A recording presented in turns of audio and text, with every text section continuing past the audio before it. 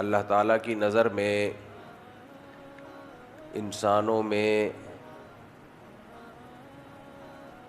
انسانوں کی شکل کی، انسانوں کی دولت کی، انسانوں کے جسم کی کوئی حیثیت نہیں ہے۔ نبی صلی اللہ علیہ وسلم نے ارشاد فرمایا، ان اللہ لا ينظر الى صورکم ولا الى اموالکم ولکن ينظر الى قلوبکم واعمالکم۔ فرمایا اللہ تعالیٰ نہ تمہاری صورتوں کو دیکھتے ہیں، نہ تمہاری دولت کو دیکھتے ہیں، اللہ صرف دو چیزیں دیکھتے ہیں، ایک تمہارا دل اور دوسرا تمہارے اعمال۔ دل میں کیا ہے اور جسم سے نکلنے والے اعمال کیا ہیں۔ اور یہ بھی فرمایا، الا ان فی الجسد مضغہ اذا صلحت صلح الجسد کلہ واذا فسدت فسد الجسد کلہ الا وہی القلب۔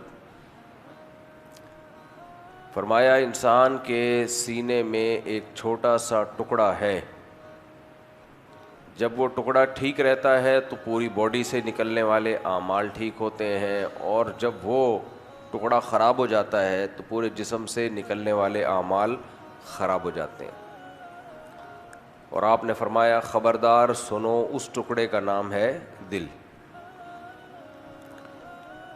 تو اس سے پتہ چلا کہ دو چیزیں اللہ تعالیٰ دیکھتے ہیں، ایک دل اور ایک آپ کے اعمال۔ لیکن دو چیزوں کو ٹھیک کرنے کے بجائے دل کو ٹھیک کر لو، ہیڈ کوارٹر کو ٹھیک کر لو، مرکز کو ٹھیک کر لو، تو جسم سے نکلنے والے اعمال خود بخود ٹھیک ہو جائیں گے۔ دل کو ٹھیک کیسے کیا جاتا ہے؟ ہارٹ اسپیشلسٹ سے رابطہ کیا جائے گا۔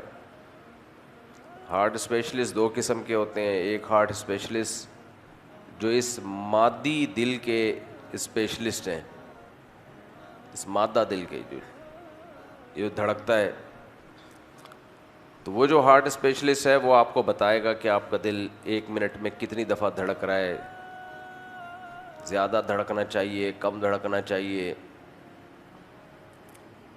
بلاکش تو نہیں ہے کوئی نسوں میں، مسائل تو نہیں ہیں۔ یہ ہیڈک، یہ ٹاپک ڈاکٹر کا ہے۔ لیکن جو روحانی دل ہے، جس دل میں محبت بھی ہوتی ہے، جس دل میں نفرت بھی ہوتی ہے، جس دل میں وفا بھی ہوتی ہے، جس دل میں بے وفائی بھی ہوتی ہے، یہ والا دل جو ہے یہ ڈاکٹر کا شعبہ نہیں ہے، جس کو روحانی دل کہا جاتا ہے۔ لوگ کہتے ہیں نا ہمیں ہمارا دل آ گیا ہے، دل چاہ رہا ہے، دل میں خیالات آ رہے ہیں، تو یہ جو دل چاہ رہا ہوتا ہے نا، یہ وہ دل نہیں چاہ رہا ہوتا جو دھڑک رہا ہے، وہ تو چینج بھی ہو جاتا ہے نا، بعض دفعہ کسی اور کا دل لگا دیا تو وہ ساری چاہتیں اس دوسرے والے دل میں خود بخود، ڈیٹا ٹرانسفر نہیں کرنا پڑتا، خود بخود ٹرانسفر ہو جاتی ہیں۔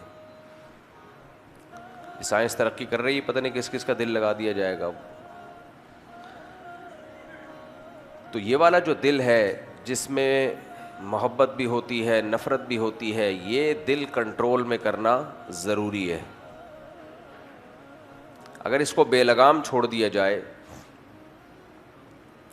تو یہ دائیں بائیں بھاگے گا۔ جیسے سرکش گھوڑے کو اگر آپ نے بے لگام چھوڑ دیا، گھر کے جانور کو آپ نے بے لگام چھوڑ دیا اور وہ جانور ابھی پلا ہوا نہیں ہے تو وہ غائب ہو جائے گا، وہ اپنی مرضی سے جائے گا۔ ہمارے ہاں بھی مسئلہ یہ ہے کہ ہم لوگوں نے بھی دل کو بے لگام چھوڑا ہوا ہے، دائیں بائیں گھومتا رہتا ہے وہ۔ جب اس کو بے لگام چھوڑ دیا تو وہ کدھر کو جاتا ہے؟ کسی کی گاڑی دیکھ کے اس پہ دل آ جائے گا، کاش میرے پاس بھی ایسی گاڑی ہوتی۔ کسی کا عہدہ دیکھ کے کاش میرے پاس بھی ایسی ٹھاٹ باٹ ہوتی، عہدہ ہوتا۔ کسی کا پیسہ دیکھ کے دل ادھر چلا جاتا ہے، کاش میرے پاس بھی پیسہ ہوتا۔ تو یہ جو دل دائیں بائیں گھوم رہا ہے، آپ مجھے ایک بات بتاؤ، جو نشہ کرنے والے لوگ ہیں ان کا بھی تو پہلی مرتبہ دل چاہا تھا نا کہ کاش ہم بھی ٹرائی کر کے دیکھتے ہیں. تو دل ان کا جدھر کو گیا انہوں نے جانے دیا. اس کا نقصان کیا ہوتا ہے؟ ہیروئنچیوں کو دیکھ لو آپ، چرسیوں کو، ہیروئنچیوں کو کیا بیڑا غرق کر دیتے ہیں اپنی زندگی کا. پھر وہ چاہتے ہیں کہ ہم چھوڑیں لیکن ان سے وہ چیز چھوٹتی نہیں ہے. وجہ کیا ہے کہ دل کو انہوں نے بے لگام چھوڑ دیا تھا، دل پہ بریکیں نہیں تھیں، جہاں کو جائے جائے. تو جیسے چرسی چرس دیکھ کے چرس کی طرف لپکتا ہے، ہیروئنچی ہیروئن دیکھ کے ہیروئن کی طرف لپکتا ہے، نشہ کرتا ہے، زندگی اپنی برباد کر دیتا ہے، ایسے ہی کچھ نشے اور بھی ہیں جن سے ہماری شریعت نے ہمیں روکا ہے. اور اللہ کہتے ہیں مجھ سے زیادہ علم کسی کے پاس نہیں ہے، میں تمہارا خیر خواہ ہوں. تم اگر جاؤ گے ان چیزوں کی طرف اپنا سکون برباد کر بیٹھو گے. من اعرض عن ذکری فإن له معیشة ضنکا، جو میری یاد سے اعراض کرے گا اس کو تنگ زندگی دوں گا میں، خوشیوں والی زندگی نہیں ہوگی. تمام تر خوشی کے اسباب ہوتے ہوئے اس کی زندگی کو میں تنگ کر دوں گا. کل ہمارے کوئی ریلیٹیو آئے تھے یورپ سے، 20 سال ہو گئے وہاں رہتے ہوئے، کسی نام نہیں لوں گا میں کنٹری کا، بہت ہی خوشحال ملک ہے. مجھے کہنے لگے کہ اتنے زیادہ خودکشی کے واقعات ہو گئے، اتنے زیادہ خودکشی کے واقعات، اور خودکشی بھی جوانوں میں ریشو زیادہ ہے، بوڑھے نہیں کرتے خودکشی وہاں.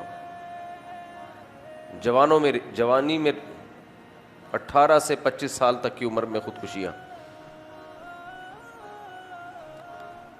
کیا ہو گیا بھائی؟ اور کہتے ہیں کہ اتنے نالائق لوگ ہیں تو لائقی کی بات ہے، لیکن اس کو نالائقی سے کہ اخبار میں کوئی خبر نہیں دیتے، کوئی ٹرین کے نیچے آ گیا، کوئی کسی اور زہر پی کے مار دیا، کچھ بھی کر دیا، نیوز پیپر کی زینت نہیں بنے گی ایسی خبریں. تو ہمیں بتا رہے تھے کہ بہت زیادہ ہو گئے ہیں. کیوں زیادہ ہو گئے ہیں بھائی؟ تمہارے پاس کیا خرابی ہے؟ تمہیں کیا ٹینشن ہے؟ اور جو اس ملک میں فیسلٹیز ہیں، جو لوگوں کو سہولتیں ہیں، وہ آپ کی سوچ سے بھی زیادہ. مجھے کہنے لگے لوگ یہاں سے بھاگ رہے ہیں، پاکستانیوں کو موقع ملے بھاگتے ہیں وہاں کہ جائیں.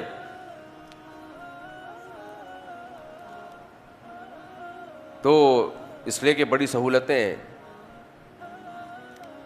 لیکن یہ نہیں پتا کہ اس سوسائٹی کا حشر کیا ہوا ہے. آپ کی نسلوں کا بھی یہ حشر ہو سکتا ہے اگر کنٹرول نہ کیا. تو کیا ہے؟ من اعرض عن ذکری فإن له معیشة ضنکا. قرآن کہتا ہے جو میری یاد سے اعراض کرے گا اس کی زندگی کو تنگ کر دوں گا. وَنَحْشُرُهُ يَوْمَ الْقِيَامَةِ أَعْمَى، اور قیامت کے دن اس کو اندھا کر کے اٹھاؤں گا. قال رب لم حشرتنی اعمیٰ وقد كنت بصیرا، اے اللہ میں تو آنکھوں والا تھا، تو نے مجھے نابینا کیوں بنایا؟ تو اللہ کہے گا وَكَذَلِكَ أَتَتْكَ آیاتنا فَنَسِيتَهَا، دنیا میں میری آیتیں، میرے احکام تیرے سامنے آتے تھے اور تو ان سے اندھا بنا ہوا تھا. تو اس لیے میرے بھائی اپنی زندگی میں اگر اطمینان پیدا کرنا ہے تو اللہ کی یاد اور اللہ کے ذکر کے بغیر گزارا نہیں ہے. اور اللہ کی یاد اور اللہ کے ذکر میں جو سب سے بڑی رکاوٹ بنتی ہے، خواہشات. ہم جس دور میں ہیں یہاں چاروں طرف خواہشات کا ایک ایسا جال بچھا ہوا ہے، اتنا بڑا جال ہے کہ پہلے اللہ سے غافل کرنے والی چیزیں اتنی زیادہ نہیں تھیں. پہلے زمانے میں گاؤں دیہاتوں میں کیا ہوتا تھا، یا شہروں میں بھی کیا ہوتا تھا، اللہ سے غافل کیا کون کرے گا؟ زیادہ زیادہ ایک مشکل کام تھا لوگوں کے لیے فجر کی نماز پڑھنا. سوتے تھے تو صبح اٹھنا مشکل. اب اللہ کی یاد سے غافل کرنے میں سب سے بڑا کردار سوشل میڈیا کا. ہمیں یاد ہے ہم بچپن میں رمضان میں مسجدیں بھری ہوتی تھیں، نوجوان تلاوت کر رہے ہوتے تھے. ہماری محلے میں پہلا ٹورنامنٹ شروع ہوا تو اس کے بعد سے مسجدیں خالی. رمضان میں جو نوجوان لوگ راتوں میں عبادت، دن میں تلاوت، ذکر، عبادت، تو پہلا ٹورنامنٹ مجھے اچھی طرح یاد ہے، کرکٹ کا میچ ٹورنامنٹ شروع ہوا ہمارے محلے میں. تو اس کا پہلے سال ہم نے اثر یہ دیکھا کہ جو نوجوان تھے جو خود بخود مسجد میں آیا کرتے تھے تلاوت کے لیے، ذکر کے لیے، تسبیحات کے لیے، اور راتوں کو رمضان میں مسجدوں میں رونق ہوتی تھی، تو پہلا کرکٹ کا ٹورنامنٹ ہوا ہے اور وہ رونق مارکیٹ سے بولو شاٹ، رونق ہی ختم. پہلے کھیلتے تھے، 2-3 گھنٹے کھیلا ہے اور 6 گھنٹے اس کھیلے ہوئے پہ تبصرے. سمجھ رہے ہیں آگے؟ کرکٹ جو ہے نا، کرکٹ کھیلا جاتا ہے 1-8 گھنٹہ اور تبصرے چلتے ہیں. بولو نا بھائی کیا ہو گیا؟ چپ، بولنے کا تو روزہ نہیں ہے نا. 2-3 گھنٹے کھیلا جاتا اور 6-7 گھنٹے تبصرے. اس نے ایسے بال کرائی تھی، اس نے یوں کیا تھا، اور اس نے ایسے کیا تھا، ویسے کیا تھا، وغیرہ وغیرہ. یہ تو ایک چیز ہے جو اللہ سے غافل کر رہی ہے. اس کے علاوہ بھی 20 چیزیں ہیں. سب سے بڑی اٹریکشن موبائل میں، جس شخص کو دیکھو تھوڑی دیر میں موبائل کھول کے بیٹھ جائے گا. آپ کہہ سکتے ہو میں بھی تو کھولتا ہوں، کئی دفعہ میں نے دیکھا ہے. میرے پاس واٹس ایپ میں ہزاروں میسج پڑے ہوئے ہیں، ہزاروں، اور ہزاروں ڈیلیٹ کرتا ہوں ہر تھوڑے دن کے بعد. تو ان ہزاروں میں اگر میں 5-10 دیکھ لوں تو میرا تو بنتا ہے نا دیکھنا. کیا خیال ہے؟ تو غافل کرنے والی چیز ہے ٹک ٹاک، فیس بک، یوٹیوب، شارٹس. جو آج کل شارٹ کلپ آ رہے ہیں نا، آپ دیکھو کسی کے ہاتھ میں آپ پکڑا دو، بس گھماتا رہے گا ریل گھماتا رہے گا. اب کیا ہے، اب کیا ہے، اب کیا ہے، اب کیا ہے، گھنٹوں گھنٹوں اس میں لگا دے گا وہ. فیس بک پہ بیٹھ جائے کرتے. میں نے تو فیس بک 2008 یا 2009 میں شاید استعمال کیا تھا. تو اس وقت ہی مجھے اندازہ ہو گیا تھا کہ یہ ٹائم برباد کرنے کا اس سے بہتر ذریعہ کوئی ہے نہیں. ایک ہوتا ہے کہ ٹائم برباد ہو رہا ہو، کوئی ٹائم برباد کر رہا ہو، آپ کا وقت برباد کر رہا ہو، لیکن آپ کو افسوس ہو کہ کاش یہ وقت برباد نہ ہوتا. کوئی بندہ آپ کے سر پہ بیٹھ گیا آپ کے بلا وجہ اور فضول باتیں کر رہا ہے، آپ کو ٹائم ہی نہیں مل رہا کسی کام کا. تو یہ قدرت کی طرف سے ایک آزمائش ہے. بعض دفعہ ہو سکتا ہے نا، کسی کے ساتھ بھی ہو سکتا ہے. تو یہ آزمائش ہے اللہ کی طرف سے. ایک ہے باقاعدہ آپ ارادہ کر کے ٹائم ضائع کرو کہ میں نیت کرتا ہوں ٹائم ضائع کرنے کی. یہ ایک زیادتی ہے بھائی. یہ کیا ہے؟ یہ زیادتی ہے. پتہ نہیں ڈرامہ کیسے دیکھ لیتے ہیں پورا 2-2 گھنٹے کا، 1-1 گھنٹے کا ڈرامہ بیٹھ کے. بھائی تو باقاعدہ ٹائم ضائع کر رہے ہو بیٹھ کے یار. تو ارادہ کر کے ٹائم ضائع کرنا تھوڑا سا مشکل کام ہے. اس کے لیے بڑا حوصلہ چاہیے. یہ بالکل ایسا ہی ہے جیسے کسی کو چرس کی لت پڑ گئی تو پڑ گئی. آپ کو پتہ ہے کہ یہ حشر ہوگا، پھر باقاعدہ ارادہ کر کے آپ چاہ رہے ہو کہ مجھے بھی عادت پڑے. تو یہ تھوڑا زیادہ بے وقوفی کا کام ہے یا نہیں ہے؟ تو ارادہ کر کے ٹائم ضائع کرتے ہیں لوگ. تو فیس بک پہ مجھے اندازہ ہو گیا تھا انہی دنوں میں کہ یہ ایک ایسی چیز ہے کہ جس پہ اگر آ کے آپ بیٹھ، پہلے موبائل بھی نہیں تھا اس وقت. تو یہ جو ٹچ موبائل ہیں، اسمارٹ فون ہے، یہ نہیں آئے تھے. سسٹم پہ بیٹھنا پڑتا تھا، اس میں چیٹ شروع، السلام علیکم، وعلیکم السلام، کیا حال، کوئی بھی آ گیا، ان نون سلام آتا تھا، آپ نے وعلیکم السلام پارسل کیا یہاں سے، اور بھائی کیا کر رہے ہو, یہ بھی نہیں پتا آگے کون ہے, پھر شروع ہے. تو مجھے اسی وقت اندازہ ہو گیا تھا کہ یہ اس میں فائدہ نہیں ہے. فائدے ہیں تھوڑے, نقصان ہیں بہت زیادہ. تو اس کے بعد سے اب تک مجھے اپنی آئی ڈی نیم ویم کچھ بھی نہیں پتا. آئی ڈی بنی ہوئی ہے تاکہ فیس بک پہ کوئی کام کی ویڈیو آئے تو اس کو دیکھ سکوں میں, باقی اس آئی ڈی وائی ڈی کا نام کچھ بھی پتہ نہیں ہے کس نام سے, بس اتنا ہے موبائل میں. اور اگر لاگ آؤٹ کبھی ہو جاؤں تو اپنے کسی سے کہتا ہوں یار میری آئی ڈی کیا ہے, پاس ورڈ کیا ہے, ذرا ڈال, ذرا اس کو چلا بھائی, کوئی ویڈیو دیکھنی ہے. میں سمجھا پا رہا ہوں اپنی بات, نہیں آ رہی سمجھ میں میرا خیال ہے. تو بھائی وقت ایک تو خود بخود ضائع ہو جاتا ہے, ہر ایک کا ہو جاتا ہے. اتنا فنٹر دنیا میں کوئی بھی نہیں ہے کہ ایک ایک سیکنڈ نہ پاوا ہو, لیکن ارادہ کر کے تو ضائع نہ کرو نا. کیا خیال ہے؟ آپ گھوڑے پہ جب بیٹھتے ہو تو کبھی کبھار دائیں بائیں بھی گھوڑا چلا جاتا ہے, کنٹرول میں نہیں آ رہا ہوتا, لیکن آپ گھوڑے کو باقاعدہ کہہ رہے ہو جا, جہاں جانا ہے تو نے جا. تو وہ گھوڑا ہے اور جو اس کے اوپر بیٹھا ہوا بندہ ہے وہ کیا ہے؟ وہ گدھا ہے, جس کو یہی نہیں پتا کہ گھوڑے کو لے کے جانا کہاں ہے. جب آپ گھوڑے کو لے کے اپنی مرضی سے نہیں جاؤ گے تو گھوڑا آپ کو اپنی مرضی سے لے کے جائے گا. تو جو سوشل میڈیا ہے, آپ نے اگر فیصلہ نہیں کیا پہلے سے کہ میں نے کیا دیکھنا ہے, تو پھر میڈیا فیصلہ کرے گا کہ آپ کو اس نے کیا دکھانا ہے.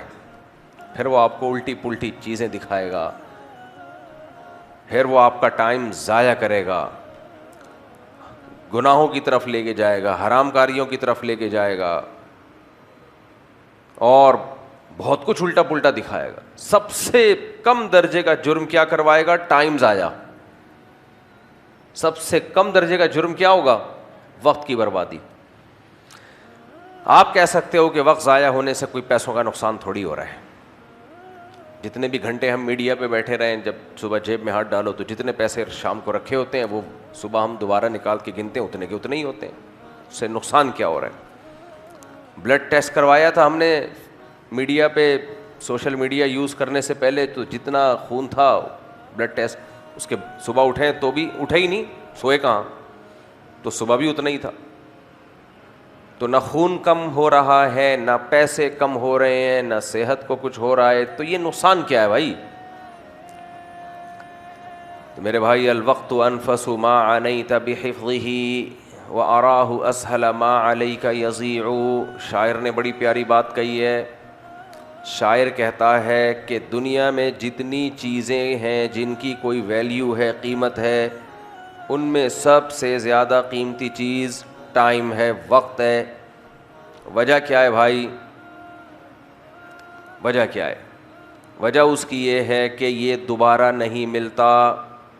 سب کچھ دوبارہ مل سکتا ہے سوائے ٹائم کے. سب کچھ مل سکتا ہے دوبارہ. پیسہ جاتا ہے, آ بھی سکتا ہے. صحت جاتی ہے, بولو, آ بھی سکتی ہے. بیگم جاتی ہے, پھر آ جاتی ہے 2 دن کے بعد. ماشاءاللہ خوشی ہونی چاہیے. اس پہ تھوڑا شوق لگا آپ لوگوں کو, لیکن خیر, جانے پہ نہیں لگا, آنے پہ لگا واپس. ہمارے بہت سے حکمران ہیں, عزت 20 دفعہ جا چکی ہے, پھر آ جاتی ہے. وہ اس لیے آتی ہے کہ جاتی ہی نہیں ہے. آپ کہو گے کیوں نہیں جاتی؟ جو چیز ہے ہی نہیں تو جائے گی کہاں سے بھائی؟ کیا خیال ہے؟ سب کی بات نہیں کر رہا بھائی, ہر طرح کے لوگ ہر سوسائٹی میں ہوتے ہیں. تو عزت ہوتی ہے تو جاتی بھی ہے. اور پھر ایک آدمی تھا نا, اپنے دوست کو آ کے بتایا کہ یار اللہ کا بڑا فضل ہے کہ میری عزت نہیں ہے. اللہ کا بڑا فضل ہے کہ میری سوسائٹی میں عزت نہیں ہے. اس نے کہا کیوں؟ کہتے ورنہ آج بڑی بے عزتی ہو جاتی. اگر عزت ہوتی تو آج بڑی کوئی ایسا کام مجھ سے ہو گیا ہے کہ آج بے عزتی ہو جاتی. تو اللہ کا کہنے لگا اللہ کا فضل ہے کہ پہلے سے عزت ہے ہی نہیں. تو تو ٹائم جو ہے نا، ٹائم، عزت بھی واپس آ سکتی ہے، بعض دفعہ چلی جاتی ہے، بعض دفعہ واپس آ جاتی ہے، سر پہ بال بھی بعض دفعہ واپس آ جاتے ہیں، مشکل ہے لیکن بعض لوگوں کو دیکھا ہے کہ آ گئے بال واپس. لیکن میرے بھائی ٹائم ایک ایسی چیز ہے کہ گئی، یہ چیز گئی تو ناممکن، امپاسبل. نبی صلی اللہ علیہ وسلم نے فرمایا بچہ جب ماں کے پیٹ میں ہوتا ہے تو لکھ دیا جاتا ہے کتنا ٹائم لے کے یہ دنیا میں آئے گا. تو جب ہم پیدا ہوتے ہیں ٹھک ٹھک ٹھک اسی ٹائم سے ہمارا ٹائمر چلنا شروع. ٹائمر لگا کے گیا ہے فرشتہ، ٹائمر لگا دیتے ہیں نا ہم، اسٹاپ واچ، بلکہ اسٹاپ واچ کہنا بھی ٹھیک نہیں ہے، یعنی ایک ٹائمر لگا دیا جاتا ہے کہ اتنے منٹ، اتنے سیکنڈ یا اتنے گھنٹوں کے بعد یہ بجنا شروع ہو جائے گا. تو اللہ میاں نے بھی ایک لگایا ہوا ہے کہ 60 سال، 70 سال، 80 سال، 90 سال، 100 سال. میں کل ایک تابعی ہیں بہت بڑے صحابی کے شاگرد، ان کی سوانح پڑھ رہا تھا، میں حیران ہو گیا بھائی. 120 سال کی عمر میں وہ 20 یعنی پوری نماز پڑھا کرتے تھے، تراویح کی بھی. 120، پہلے لوگوں کی عمریں دیکھو ماشاءاللہ. 120 سال کی عمر میں پوری رات عبادت کیا کرتے تھے. اور ایک اور بات جو آپ کو بتانے کی نہیں ہے، بتا دیتا ہوں آپ. 120 سال کی عمر میں آپ نے ایک اور نکاح بھی کیا. بہت افسوس ہوا آپ لوگ کو سن کے. 120 سال کی عمر میں، سمجھ رہے؟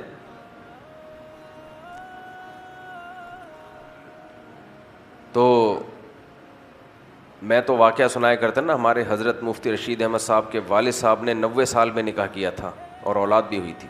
تو یہ 120 کی بھی رپورٹ آ گئی ہے.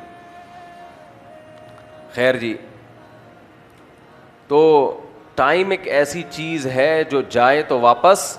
اچھا 120 سال کی عمر میں 120 سال کی لڑکی سے نکاح نہیں کیا تھا، کنواری لڑکی سے نکاح کیا تھا. سوانے میں یہ بھی لکھا ہوا ہے، ورنہ تو 120 والے تو دونوں اکٹھے زندگی ہنسی خوشی گزار سکتے ہیں. بھائی 120 والے کا 120 والی سے کر دیا جائے تو اچھا ہے.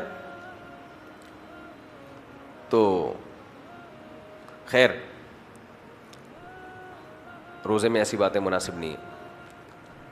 تو کیا عرض کر رہا تھا میں، الوقت انفس ما عنیت بحفظہ واراہ اسہل ما علیک یزیع. آج روزہ ہے نا، تھوڑا ہلکا پھلکا بیان، بالکل لائٹ موڈ میں ہوگا. تو وقت سب سے قیمتی چیز ہے جو ایک دفعہ جائے تو واپس نہیں. جو ٹائم گزر گیا، زمین آسمان کی دولت خرچ کر لو، زور لگا دو ایڑی چوٹی کا، وہ نہیں آئے گا بھائی، وہ واپس نہیں آئے گا. اسی وجہ سے نبی کریم صلی اللہ علیہ وسلم نے ارشاد فرمایا، نعمتان مغبون فیہما کثیر من الناس الصحۃ والفراغ. 2 نعمتیں ایسی ہیں جس کی طرف سے لوگ دھوکے میں پڑے ہوئے ہیں. دل ہلانے دینے والی حدیث ہے یہ. 2 نعمتیں ایسی ہیں جس کی طرف سے لوگ، بولو، دھوکے میں ہیں. دھوکے کا مطلب غلط فہمی میں ہے. وہ غلط فہمی کیا ہے وہ بتاتا ہوں میں. فرمایا الصحۃ والفراغ، ایک نعمت صحت کی اور ایک فراغت کی. فراغت کا مطلب ٹائم ہی ٹائم ہے بھائی، ابھی بہت ٹائم ہے میرے پاس.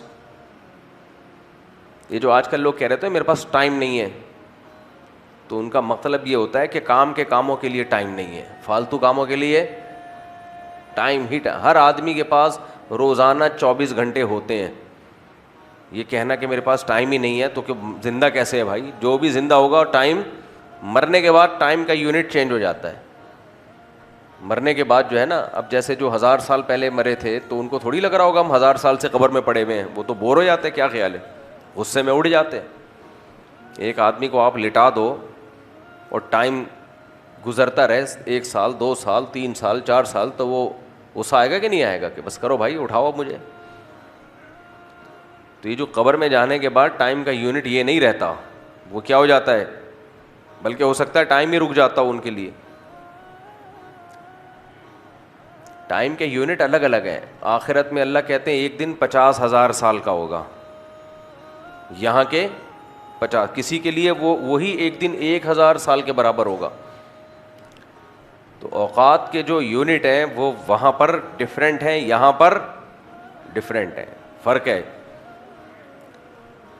تو آپ نبی صلی اللہ علیہ وسلم نے فرمایا 2 چیزوں کی طرف سے انسان غفلت میں ہے, دھوکے میں ہے. غفلت بھی نہیں, دھوکے میں ہے.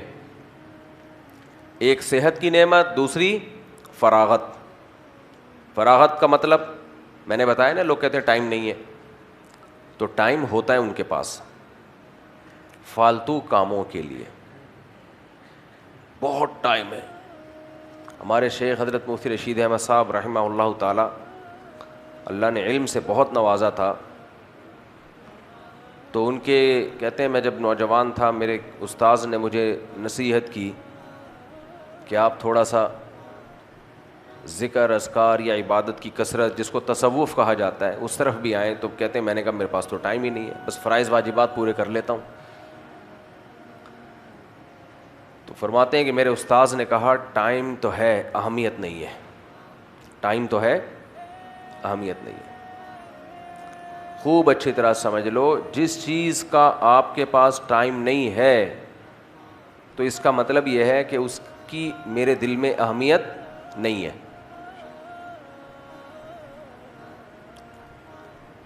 آپ کہہ سکتے ہیں بعض کام تو بڑے اہم ہوتے ہیں, اور لیکن آپ کے پاس ان کا بھی ٹائم نہیں ہوتا. تو وہ اس لیے نہیں ہوتا کہ اس سے بھی کچھ زیادہ اہم کام سامنے ہوتے ہیں. ہمارے حضرت فرمایا کرتے تھے ایک بڑی بہترین مثال کے, دیکھو بوتل کا ایک بوتل ہے نا پانی کی, بھری ہوئی ہے, اس میں بلبلا کب آئے گا؟ جب ایک قطرہ باہر نکالیں گے. کیا خیال ہے؟ ایسا ہی ہوگا نا, ایک قطرہ اس میں سے باہر نکلے گا, پھر ڈھکن سے بند کریں گے تو اس میں ایک بلبلا پیدا ہو جائے گا. لیکن اگر ایک قطرہ اور ڈال دیا جائے اس میں, جو ایئر کی وجہ سے بلبلا آیا ہوا تھا, تو وہ بلبلا بھی, بول لو نا یار, ختم. تو اب اس پانی کی بوتل میں نیا پانی ڈالنے کے لیے ضروری ہے کہ پرانا نکالا جائے. اس مثال کو اچھی طرح سے سمجھیں. یہ ہو نہیں سکتا کہ اس میں جتنا پانی ہے اتنے ہوتے ہوئے نیا مزید آ جائے, یہ ممکن ہی نہیں ہے. اس میں نیا پانی جب آئے گا جب پرانے میں سے ایک قطرہ نکلے گا. اگر زیادہ پانی ڈالنا چاہتے ہیں تو زیادہ نکالنا پڑے گا. تو کہا کہ اس بوتل میں سے پرانا پانی اس وقت نکلے گا جب نئے کی ویلیو پرانے سے, بولو, زیادہ ہو. تو کہا کرتے تھے کہ کام کے لوگوں کے اوقات ایسے ہوتے ہیں کہ اگر وہ اپنے شیڈول میں کوئی نیا کام ڈالنا چاہیں, یعنی آپ کارآمد فرد ہو یا بیکار زندگی گزار رہے ہو, اس کا ایک کرائٹیریا ہے, معیار ہے. دنیا میں 2 ٹائپ کے لوگ ہوتے ہیں, ایک بیکار اور ایک کارآمد. بیکار کسے کہتے ہیں؟ پڑا ہوا ہے, سو رہا ہے تو سوئے چلے جا رہا ہے, کھا رہا ہے تو بولو کھائے چلے جا رہا ہے, بیٹھا ہوا ہے, پولیس آ رہی ہے اٹھانے کے لیے, اٹھ جا بھائی. رفیع بھائی کو ہنسی آئی ہے, سمجھ گئے. ایسے پوستی لوگ مارکیٹ میں بہت پائے جاتے ہیں. کوئی کام حوالے کر دو تو اس کام کے علاوہ باقی سارے کام کر رہے ہوں گے وہ. مجھے یاد ہے جب ہمیں اسکول میں ہوم ورک ملا کرتا تھا, یہ بات 3ری 4تھی کلاس کی ہوگی, 3ری 4تھی کلاس کی. تو اب میرا ایک دوست تھا جس کے ساتھ میں بڑی گپیں مارتا تھا, کھیلتا تھا, ہمارے پڑوس میں ہی رہتا تھا. ہم دونوں چلے جاتے تھے کھیلنے کے لیے, ادھر ادھر کرکٹ مرکٹ, بادام کھا رہے, ادھر بادام بھی ہوتے تھے, ادھر ادھر سے جوتے مار کے بادام توڑتے تھے وغیرہ وغیرہ. تو میں جب اس کے پاس جاتا تھا کہ چلو یار کھیلنے چلتے ہیں, تو وہ ہوم ورک بعض دفعہ لے کے بیٹھا ہوتا تھا. ہوم ورک نہیں ہوتا اسکول سے جو ملا ہوتا ہے, تو وہ ہوم ورک کیسے کرتا تھا, وہ بڑی وہ اب تک مجھے یاد ہے. جیسے ٹیچر نے دے دیا نا سینٹینس بنانے کے لیے, جیسے کیٹ ہے, اس کو سینٹینس میں استعمال کرو, آئی ہیو اے کیٹ, یا جو بھی. تو وہ کیا کرتا تھا, جیسے آئی لکھا, اب ادھر ادھر دیکھ رہا ہے, پھر ادھر باتیں کر رہا ہے, پھر کچھ, پھر ہیو لکھا, ہیو کا ایچ لکھا, پھر باتیں کر رہے, تم گھنٹہ لگا دیتا تھا وہ ایک سینٹینس لکھنے میں. تو میں اس وقت سوچتا تھا کہ یار یہ کس قسم سے بندہ ہے, یعنی ہمیں اگر جب ہوم ورک ملتا ہے تو ہم کہتے ہیں جلدی سے نمٹائیں یا تو کریں ہی نہیں. یہ والا پالیسی میں نے زیادہ اختیار کی تھی کہ کرو ہی نہیں, یا تو لیکن کرو تو نمٹاؤ نا, تاکہ دماغ کیا ہو, فارغ ہو. تو یہ تو بیٹھا رہے گا سارا دن. لیکن پھر میں نے اپنی زندگی میں اس طرح کے بہت سارے لوگ دیکھے, مجھے نظر آئے, یعنی مجھے لگا کہ یہ بچپن سے ہی سافٹ ویئر ایسے ڈلے ہوئے ہوتے ہیں کھوپڑی شریف میں. کچھ لوگ ایسے ہوتے ہیں جب ان کو کام دیا جائے تو کام ان کے سر پہ سوار ہو جاتا ہے, وہ کہتے ہیں نمٹاؤ تاکہ ذہن کیا ہو, فارغ ہو جائے, کسی دوسرے کام میں لگیں. اور کچھ ایسے ہوتے ہیں وہ اس کو نمٹاتے ہی نہیں ہیں, بیٹھے ہوئے لکھ رہا ہے, پھر ادھر دیکھ رہا ہے, پھر ادھر دیکھ رہا ہے, پھر ایسے کر رہا ہے, پھر یوں کھجا رہا ہے گھنٹہ بیٹھ کے. تو آپ نے بھی دیکھے ہوں گے اس قسم کے لوگ. کارپینٹر ایک میں لے آیا, مرغیوں کا کیج بنوانا تھا, پرانی بات ہے, مرغیوں کا کیج بنوانا تھا کارپینٹر سے. وہ کیا کرتا تھا, ایک کیل ٹھوکتا تھا پھر بیٹھ جاتا تھا. ایسے ایسے لوگ ہیں مارکیٹ میں. اب ایک اور صاحب ہیں لیکن وہ سمجھ جائیں گے کہ میری بات ہو رہی ہے, وہ بھی لیٹسٹ واقعہ ہے, وہ سمجھ جائیں گے کہ میری بات ہو رہی ہے. بعض ڈاکٹر بڑے سست ہوتے ہیں, بہت سست ہوتے ہیں, وہ ڈاکٹر ہو کے سست. تو وہ کارپینٹر سے میں ذرا سی بات چیت شروع کرتا نا, تو بھائی تو بات تو کرتا رہے لیکن اپنا کام تو کرنا. تو وہ بس میری جواب دینا شروع ہو جاتا تھا بیٹھ. اس نے اتنا سڑا دیا, ترسا دیا. اس کے بعد کبھی بھی ملتا ہے تو السلام علیکم کر کے میں کنی کترا کے نکل جاتا ہوں. کہتا ہے مفتی صاحب کوئی کام؟ تو مجھے اندازہ ہو گیا. میں نے کہا بھائی ایک دل میں سوچتا ہوں, اس کو نہیں بولتا. ایک دفعہ کام دیا تھا, اس کے بعد دیکھو ہر شخص کو, مجھے ایک بات بتاؤ, سست آدمی اچھا لگتا ہے یہ ایکٹیو ہے؟ دنیا میں ہر جگہ چست لوگوں کی قدر ہے. یہ دینداروں میں ہمارے سستی کیوں ہے اتنی؟ نمازی بھائی ایسے, اللہ معاف فرمائے, نیک جتنا نیک ہوگا اتنا سست.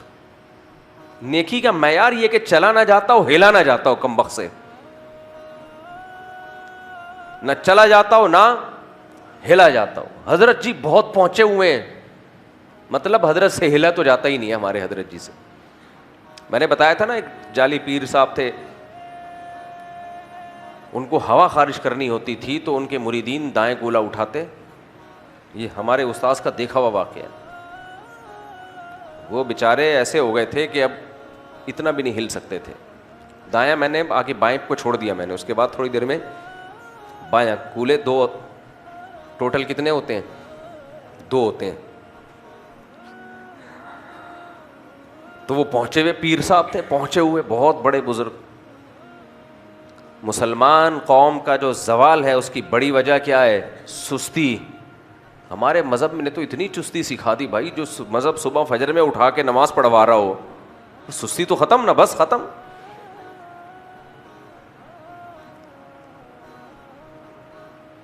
تو بات کہیں اور موضوع سے تھوڑا سا ہٹ گیا میں.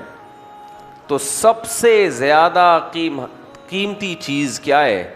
وقت ہے, جو سست لوگوں کو نصیب نہیں ہوتا, نہ دنیا کے نہ دین کے. اور سب سے بڑی بات یہ کہ سست آدمی ڈپریشن میں رہتا ہے ہمیشہ. خوشی اس کے مقدر میں اللہ نے لکھی نہیں ہے. گھر میں دیکھا ہوگا نا, کچھ عورتیں چست ہوتی ہیں, صبح صبح جھاڑو پوچھا, بچوں کو تیار کرنا, ناشتہ بنانا, اسکول بھیجنا, ایک ہنگامہ مچا ہوتا ہے صبح صبح گھر میں, ایکٹیو لوگوں کے گھر میں. بڑا اچھا لگتا ہے. کیا خیال ہے؟ اماؤں کے غصے ہوتے ہیں, اٹھ نہیں رہا, ٹھڈے مارے آ کے اس کو, گاڑیاں کھڑی ہوتی ہیں, ہارن بجا رہی ہوتی ہیں, ایک رونق لگی ہوئی ہوتی ہے. گھر صاف ستھرا. اور کچھ عورتیں پھوڑ کہلاتی ہیں.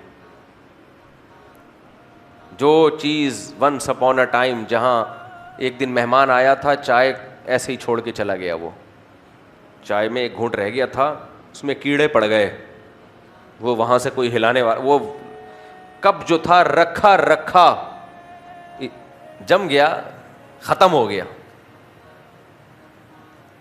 ایسے بھی گھر الحمدللہ ہم نے دیکھے. ایک صاحب تھے, میں کوشش کر رہا ہوتا ہوں نا وہ بندہ نہ وہاں تک پہنچے کہ میری بات ہو رہی ہے. ہر طرح کے سب لوگوں سے ہم نے زندگی اسی سوسائٹی میں گزاری ہے نا. جو چیز نل کا ٹپک رہا ہے نا, بعض گھروں میں 6 سال سے نل کا ٹپک رہا ہے, آپ جا کے دیکھ لینا, آپ کے گھر میں بھی ہو سکتا ہے. 10 سال ہو گئے نل کا ٹپک رہا ہے, اب تک وہ ریپیئر بولو نہیں ہوا. کل کر لیں گے, پرسوں کر لیں گے, ترسوں کر لیں گے, اس کے بعد کر لیں گے. جب تک سر پہ نہیں پڑتی نا اس وقت تک ہلتے ہی نہیں ہیں. وہ ایک سست آدمی کا واقعہ سنایا کرتے تھے ہمارے حضرت. بیان میں نے شروع کیا تھا نا خواہشات پہ کہ دل, تو یہ جو سستی پہ میں اور چستی پہ بیان شروع کر دیا نا, یہ اس لیے شروع کر دیا کہ سست آدمی اپنی خواہشات پہ کنٹرول نہیں رکھتا. چستی ہوگی تو دل کے خلاف چلا جاتا ہے, دل چاہ رہا ہے نہیں کرو, کر لیتا ہے آدمی. یہ سست میرے دماغ میں جو آیا نا, سست آدمی, یہ اسی سے آیا ہے کہ وہ خواہشات کا غلام ہوتا ہے. اس سے نہ اٹھا جائے گا, نہ چلا جائے گا, نہ ہلا جائے گا, کچھ بھی نہیں کرتا وہ کمبخت. خواہشات کا غلام ہوتا ہے. چرسی چست ہوتے ہیں, سست ہوتے ہیں, وہ تو پی کے ایک دم سے ایکٹیو ہو جاتے ہیں, وہ مصنوعی ایکٹیونیس ہے. ہیروئنچوں کو دیکھ لو, پڑے رہیں گے. تو ہمارے نبی نے تو سستی سے پناہ مانگی ہے بھائی. تو میں کوئی مثال دے رہا تھا, ابھی ایک مثال دے رہا تھا, میں ذہن سے نکل گئی. خیر نہیں خیر وہ مثال رہ گئی. تو بہت اچھی مثال دماغ میں آئی تھی. ہاں میں لطیفہ سنا رہا تھا بڑے زبردست. ہمارے حضرت ایک واقعہ سنایا کرتے تھے کہ 2 سست نوجوان لیٹے ہوئے تھے, بیری کے درخت کے نیچے نا لیٹے ہوئے تھے. تو ایک گھڑ سوار قریب سے گزرا. ایک نے آواز دی اس گھڑ سوار کو, بھائی صاحب ذرا ادھر آنا. وہ گھڑ سوار نے بولا یار پتہ نہیں یہ لیٹے ہوئے ہیں, اللہ خیر کرے, کوئی وجہ ہوگی. آ گیا, کیا کام ہے بھائی؟ ایک نے کہا کہ یار یہ بیر پڑا ہوا ہے, ذرا اٹھا کے میرے منہ میں ڈال دیں.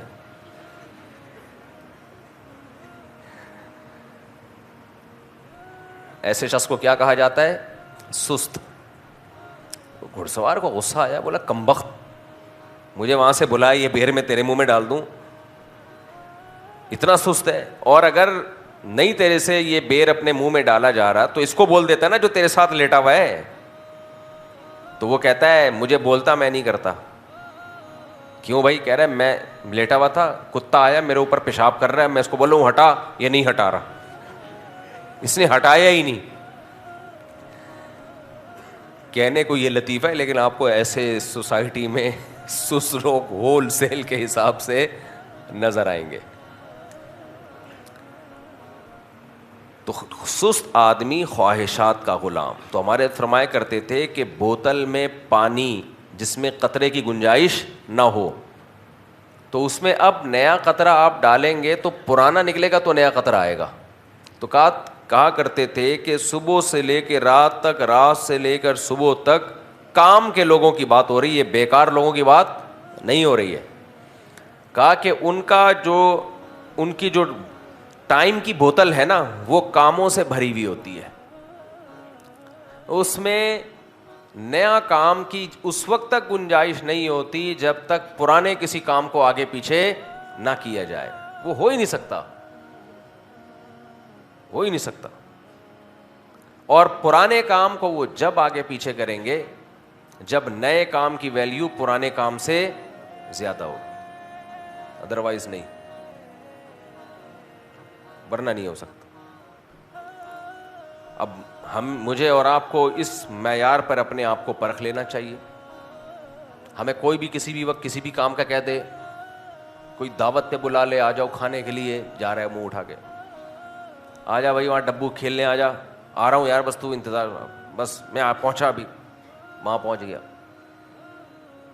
ابے یار میچ آ رہا ہے, آ جا دیکھ لے یار, وہاں پہنچ گیا.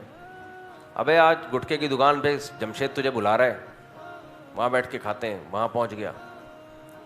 ابے یار غفار نہیں ہے, غفار, وہ گٹر کے ڈھکن پہ تھوڑا سا اونچا ڈھکن ہے, اس پہ ہماری گیدرنگ ہو رہی ہے, آ جا. وہاں پہنچ گئے. یہ لونڈے لپاڑے یہی کر رہے ہیں کہ نہیں کر رہے؟ تراویح کے دوران بھی پیچھے بیٹھے ہوئے ہوتے ہیں. تو جو کرنے کا کام ہے اس کے علاوہ سارے کام ماشاء اللہ جمشید سے کروا لو, آپ غفار سے کروا لو, ستار سے کروا لو, سلیم سے کروا لو, وسیم سے کروا لو. سارے وہ کام جو جس وقت بلائے آپ کیا ہو, فارغ. فراغت ٹیکسٹائل مل میں آپ جاب کر رہے ہو. ہمارے ایک دوست تھے, بے روزگار ہی رہتے تھے, تو کسی نے ان سے پوچھا کیا کر رہے ہو, کہتے ہیں فراغت ٹیکسٹائل مل میں اچھی جاب مل گئی ہے مجھے. ایک اور دوست تھے, وہ بھی بے روزگار تھے, تو میں گیا ایک دن ان سے ملنے کے لیے, کوئی کام تھا. میں نے کہا کیا کر رہے ہیں؟ کہہ رہے ہیں میں نے 2 بھائیوں نے مل کے سونے کا کام شروع کیا ہے. میں بڑا متاثر, میں نے کہا یار گولڈ کا کام بھائی, گولڈ. میں نے کہا ماشاء اللہ اس میں کتنا پروفٹ ہو رہا ہے؟ کہہ رہے ہیں 12 گھنٹے میں سوتا ہوں, 12 گھنٹے وہ سوتا ہے, تو سونے کا کام چل رہا ہے. تو فراغت فراغت فراغت, فارغ بیٹھا ہے, فارغ بیٹھا ہے. اچھا جب کوئی کام کا بولو تو ٹائم نہیں ہے. تو یار یہ کتنے قیمتی لوگ ہیں, میں سمجھتا ہوں بڑے عظیم لوگ ہیں, ان کے پاس ٹائم ہی نہیں ہے, بہت بزی ہیں. پھر پتہ چلتا ہے کہ کام کے لیے ٹائم نہیں ہے, فالتو کاموں کے لیے ٹائم ہی ٹائم ہے. دیکھو دنیا میں اس سے بڑا بے وقوف کون ہوگا جس کو گھوڑے کی پشت پہ بٹھا دیا جائے اور اس کو یہ پتہ ہی نہ ہو کہ میں نے جانا کہاں ہے. تو میرے بھائی ہماری زندگی بھی ایک ٹریک پہ چل رہی ہے, تو اس ٹریک کو لگام دے کے ہم نے طے کرنا ہے کہ کدھر کو لے کے جانا ہے. ہم نے طے نہیں کیا تو یہ ہمیں لے کے جائے گا, یہ ٹریک ہمیں غلط جگہ پہ. جس کا اپنا کوئی ہدف نہیں ہوتا وہ شیطان کے ہدف کا حصہ بن جاتا ہے. جس کا اپنا کوئی ویژن نہیں ہوتا وہ شیطان کے ویژن کا حصہ بن جاتا ہے. جس کا اپنا کوئی ویژن نہیں ہوتا دوسرا اس کو اپنے ویژن میں استعمال کرتا ہے, دوسرا اس کو اپنے لیے. جب آپ کو دوستوں کی کال آتی ہے نا, آ جا ڈبو کھیلتے ہیں, بھائی اس کا مطلب آپ کا اپنا کوئی ویژن نہیں ہے, وہ انٹرٹینمنٹ کے لیے آپ کو یوز کر رہا ہے. اور جب آپ ناکام انسان بنو گے تو وہ آپ کو یوز کرنا چھوڑ دے گا. ہمیں یاد ہے ہمارے ایک دوست تھے, پڑھائی میں دلچسپی نہیں لے رہے تھے اسکول کے دنوں میں, دوستوں میں بہت بیٹھ رہے تھے. ان کے ابا نے ان کو بلا کے ڈانٹا میرے سامنے. کیسے ڈانٹا مجھے ابھی تک وہ الفاظ یاد ہیں. کہتے ہیں بیٹا یہ جن دوستوں کی وجہ سے تم پڑھائی میں دلچسپی نہیں لے رہے نا, اور اپنا فیوچر کی فکر, تم نے اپنے فیوچر کی فکر چھوڑ دی ہے, تو فیوچر جب جائے گا نا یہ دوست بھی جائیں گے. یہ دوست بھی لفٹ اسی لیے کرا رہے ہیں کہ ابھی خوشحالی ہے. سمجھ میں آ رہی ہے بات؟ جب یہ خوشحالی ختم ہوئی تو خوشحالی بھی گئی اور یہ دوست بھی, کیونکہ ان کو پتہ ہے پیسے مانگ لے گا. کھانے پہ جب بھی جاتے ہیں ہم سے ہی کھلواتا ہے, خود ایک دھیلا کبھی دینے کی کوشش نہیں کی ہے. تو دوست بھی کنی کترا کے آہستہ آہستہ نکلیں گے پھر. تو اس لیے میرے بھائی خواہشات کی غلامی اچھا کام نہیں ہے. خواہشات کے خلاف چلنا سیکھو. تو روزہ ہمیں خواہشات کے خلاف چلانا سکھاتا ہے. ابھی مجھے بھی بھوک لگ رہی ہے, آپ کو بھی لگ رہی ہے, ہم پی رہے ہیں پانی. جمعے کا بیان روزے میں کتنا مشکل ہوتا ہے, دل ہی لگ رہا ہوتا ہے, کیونکہ وہ پراٹھا پیٹ میں اترے گا, چائے پیے گا آدمی, ایک دم طبیعت. ابھی دیکھو افطاری میں 2 پکوڑے پیٹ میں جاتے ہیں خالی, کہ ابھی دل چاہ رہا ہے نا یہ کھانے کا, لیکن کھا رہے ہیں نہیں کھا رہے. تو خواہش پہ کنٹرول کر رہے ہیں. اللہ ہم سے 1 مہینہ کنٹرول کروا دیتا ہے. تو یہ تو ہمیں ٹریننگ دی جا رہی ہے کہ اپنی خواہشات کے خلاف چلنا سیکھو, لیکن ہم اس ٹریننگ سے فائدہ نہیں اٹھا رہے ہیں. مسئلہ ہمارے ساتھ یہ, کیونکہ ہم اس عمل کو ٹریننگ سمجھ کے کر نہیں رہے ہیں. ایک فارمیلٹی پوری کی جا رہی ہے. رمضان آ رہا ہے تو بھائی روزے رکھنے ہیں, تو چلو بھائی سب رکھ رہے ہیں تو ہم نے بھی رکھنا ہے. تو بھائی ٹریننگ کو ٹریننگ کی نیت سے کرو گے تو فائدہ ہوگا نا. تو اس لیے اس کو کنٹینیو کرنا ہے. کنٹینیو ایسے کرنا ہے کہ نفلی روزوں کی بھی عادت ڈالیں. رمضان کے بعد نفلی روزے رکھنے کی عادت ڈالیں. پیر جمعرات کو تو ہے ہی, ویسے جب دل چاہ رکھ لیا روزہ. اور دوسری بات یہ کہ جیسے کھانا پینا جو سب سے زیادہ انسان کے لیے ضروری ہے میرے بھائی، جب اس کو کنٹرول کیا جا سکتا ہے تو رمضان میں ایک حوصلہ مل جاتا ہے کہ اس کا مطلب ہمارے اندر کنٹرولنگ پاور ہے، وہ ابھی ختم نہیں ہوئی ہے، تو اس کو یوز کرنا ہے، استعمال کرنا ہے رمضان کے بعد۔ اللہ تعالیٰ سمجھنے کی، عمل کی توفیق عطا فرمائے۔ گزارش ہے کہ میرا بیٹا جہاں پڑھنے جاتا ہے وہاں ایک لڑکی سے محبت کرتا ہے، لیکن اپنے بیٹے کے کہنے پر جب ہم نے لڑکی کا رشتہ لینے گئے تو لڑکی اس کے لحاظ سے کسی بھی طرح سے ٹھیک نہیں، لڑکی عمر میں 2 سال بڑی ہے، میرا بیٹا ابھی صرف 22 سال کا ہے، نہ تو لڑکی ظاہری طور پر صحیح ہے اور نہ ہی گھر والے ٹھیک ہیں، اس لڑکی کا حسب نسب ٹھیک نہیں ہے، لیکن میرا بیٹا بضد ہے کہ اسی سے شادی کرنی ہے، ایسے سے ماں باپ کا دل مطمئن نہ ہو تو کیا زبردستی لڑکا اپنی مرضی سے شادی کرے؟ زندگی بھائی یہ کون سا حسب نسب صحیح نہیں ہے لڑکی کا، کیا ہو گیا اس کو؟ 2 سال بڑی ہے تو اس سے تو کچھ نہیں ہوتا یار، 4 سال بھی بڑی ہو، جب لڑکے کو پسند آ رہی ہے تو 10 سال بھی بڑی ہو، ایسی کی تیسی یار۔ جب ایک آدمی کو کھانے میں اچھی بھنڈی لگ رہی ہے، مرغی اچھی نہیں لگ رہی، تو زبردستی اس کو مرغی کیوں کھلا رہے ہو؟ تو یہ تو کوئی بات نہیں ہے عمر کا زیادہ ہونا۔ باقی جو انہوں نے لکھا ہے کہ اخلاق کے لحاظ سے ہے پتہ نہیں کیا، تو وہ مجھے نہیں پتا بھائی، جب تک کسی کے حالات سامنے نہ آئے مشورہ نہیں دیا جا سکتا، کیا خاندانی میں کیا خرابی ہے، کون سا فالٹ ہے۔ تو اگر کوئی واقعی فالٹ ہے تو نہیں کرنی چاہیے، کیونکہ آپ کی بیوی صرف آپ کی بیوی نہیں ہوتی، آپ کے باپ کی بہو اور ماں کی بہو بھی ہوتی ہے، پورے خاندان کا حصہ بن جاتی ہے، ایویں کوئی بھی چیز اٹھا کے لے آؤ پورا خاندان کا بیڑا غرق ہو جاتا ہے اس سے۔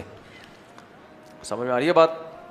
یہ رشتے خاندانی لوگوں میں جوڑنے چاہیے، ایسا نہ ہو کہ کچھ بھی اٹھا کے لے آؤ، بس دل آ گیا تو پورا بیان اسی پہ ہوا ہے نا، ابھی دل تو کسی پہ بھی آ سکتا ہے۔ میں نے ایک حکیم صاحب تھے، انہوں نے مجھے اپنا واقعہ سنایا، اب چونکہ بہت پرانا واقعہ ہے تو کسی کو نہیں پتہ چلے گا کس کی بات ہو رہی ہے۔ وہ بیچارے کی زندگی برباد ہو گئی، قبلہ حکیم صاحب، اچھا بھلا صحت مند آدمی تھا، وہ زندگی کیسے برباد ہوئی؟ کہنے لگے کہ میں کلینک میں اپنے مطب میں بیٹھا ہوا تھا تو ایک لڑکی چلتی ہوئی گئی، بڑی خوبصورت سی تھی، تو میں بھی پیچھے چل لیا، اس کی کلینک چھوڑ کے پیچھے پیچھے نکل لیے، گھر تک پہنچ گئے، قصہ مختصر شادی ہو گئی۔ اس کے بعد انہوں نے بتایا کہ اتنی بد اخلاق، بدتمیز، غیر خاندانی کے زندگی عذاب بنا دی اس نے، بیچارے روتے رہتے تھے بیٹھ کے۔ تو میں نے کہا آپ کو بھی تو تھوڑا سوچنا چاہیے تھا، کوئی بھی جا رہا ہے منہ اٹھا کے، دیکھا نا ایسے ایسے ایسے ایسے جیسے نکل لیے، اور ہوشیار دیکھو کتنے پہنچ گئے گھر تک۔ اچھا میرے بھائی مفتی صاحب، مجھ سے غلطی ہو گئی ہے، میرے چھوٹے موٹے گھر والوں سے اختلاف تھے جس کی وجہ سے میرے منہ سے نکل گیا کہ اگر میں نے تم سے ہم بستری کی تو تمہیں میری طرف سے 3 طلاق ہو جائے گی، اب اس کا کوئی حل بتائیں، کوئی راستہ نکلتا ہے؟ کچھ بھی نہیں ہو سکتا۔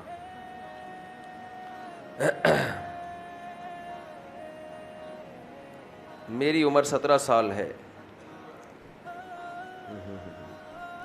یہ جو کم عمری میں عادت پڑتی ہے نا برائیوں کی، خاص طور پہ ہینڈ پریکٹس کی عادت پڑ جاتی ہے۔ دیکھو پہلی دفعہ جس نے اپنے آپ کو بچا لیا نا وہ بچ جاتا ہے، ہر گناہ پہلی دفعہ میں مشکل ہوتا ہے، انسان کا ضمیر ملامت کرتا ہے۔ نوجوان یہ برائی سیکھتے ہیں دوسروں سے سن سن کے، تو اپنے آپ کو جنہوں نے نہیں کیا نا بچائیں، وہ تو بچے رہیں گے انشاءاللہ۔ یہ جو لوگ کہتے ہیں نا اس کے بغیر ہوئی یعنی انسان سروائیو نہیں کر سکتا، یہ ناممکن ہے، یہ غلط بات ہے۔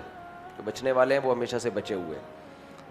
ہوتا یہ ہے کہ جب ایک دفعہ کر لیا پھر بار بار اس طرف دماغ جاتا ہے، تو اس کے بہت ساری ٹرک ہیں، بہت ساری تدبیریں ہیں۔ سب سے پہلی بات یہی ہے کہ اپنے آپ کو بزی رکھو، سب سے بڑا نسخہ کیا ہے؟